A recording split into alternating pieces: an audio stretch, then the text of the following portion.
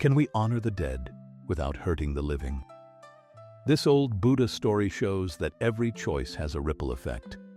Stay with us to see how one decision can change everything. In the sacred grounds of Jataka Monastery, the Blessed One sat in quiet contemplation, surrounded by his disciples.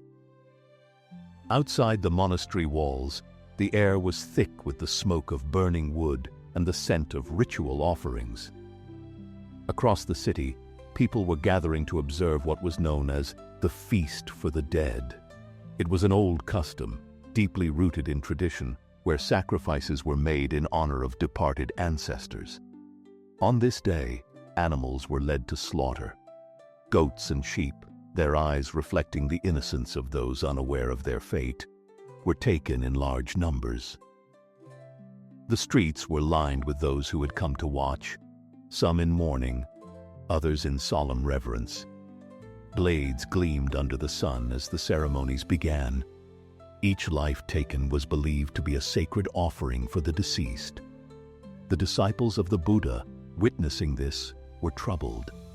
They had come to understand the law of karma, the inescapable chain of cause and effect, and the suffering that follows those who bring harm to living beings. With heavy hearts, they turned to their teacher, seeking guidance. Could any good truly arise from an act that caused such suffering? The Buddha, ever serene, addressed their concerns. He explained that no offering, no ritual, no intention, no matter how pure, could turn an act of harm into something righteous. The cycle of violence, once set in motion, continues to turn, binding those who participate in suffering, not only in this life, but in countless lives to come. He reminded them that long ago, this very practice had once been abandoned, but over time, people had forgotten, and so the cruelty had returned. Long ago, in the great city of Benares, a renowned Brahmin prepared to conduct an important ritual. He was a man of high learning, respected for his knowledge of sacred texts and the intricacies of ancient ceremonies. For generations, his ancestors had performed the feast for the dead, and he was determined to uphold the tradition. On the appointed day, a goat was selected for sacrifice. The animal was brought to the river to be purified, its body bathed in cool waters, its horns adorned with flowers, and its neck draped with fragrant garlands. The Brahmin students, young and eager to assist in this sacred duty, carried out the preparations with meticulous care. They saw no cruelty in the act, only the fulfillment of a necessary rite. As the goat stood at the water's edge, a strange transformation took place.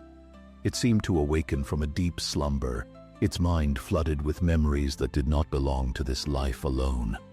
Overwhelmed by its past, the creature suddenly burst into a startling laugh, half relief, half sorrow.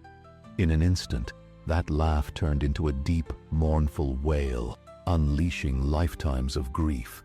The young students, shocked by the raw emotion, froze in disbelief. Word of the strange behavior reached the Brahmin.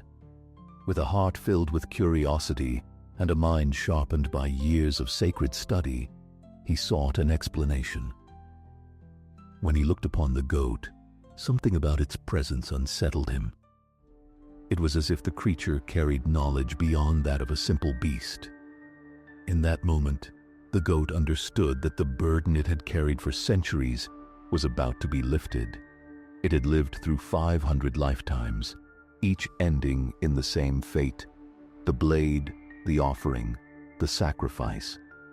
Once, in a life long past, it had been a Brahmin itself, performing the same ritual, taking the life of another in the name of honoring the dead. That single act had determined its fate for countless lifetimes. The Brahmin, realizing the weight of his actions, chose not to go through with the sacrifice. The students, seeing their teacher's change of heart, followed his example. The sacred duty they had been taught now felt like a terrible mistake. Yet fate, once set in motion, cannot always be undone. Though no blade touched the goat, Its end had already been written. As it moved freely along the riverbank, the sky darkened. A storm gathered above, and a bolt of lightning split the heavens. In a single instant, a jagged piece of rock broke loose, crashing down upon the goat's neck. The life that had endured 500 deaths ended in silence. The Brahmin and his students stood in shock. They had sought to save it, but some forces cannot be denied. At that moment, a presence manifested in the air above them. An ancient tree spirit appeared before their eyes. Its form neither bound to the earth nor the sky, but something beyond. The spirit, seeing their sorrow and confusion, revealed a great truth. The suffering that follows those who take life is not a punishment from the heavens, nor the wrath of unseen forces, but the natural result of actions taken without understanding. Harm begets harm in this life and the next. The cycle will not end until compassion replaces cruelty, until wisdom replaces ignorance. The Brahmin, now humbled, abandoned the practice he once upheld. The students, who had come to learn the sacred rites, instead learned a lesson far greater. In time, the practice of sacrificing life in the name of the dead faded from their land. The Buddha, having finished his tale, allowed silence to settle among his disciples.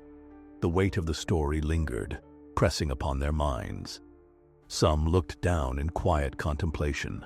Others closed their eyes, letting the lesson sink in. The feast for the dead had been carried out for generations. But the greatest honor one could give the departed was not through bloodshed, but through compassion. And so those who had gathered at Jataka carried the lesson forward, not in sacrifice, but in kindness, not in ritual, but in wisdom. For in honoring the dead, one must never harm the living. And if only they knew, they would never kill again.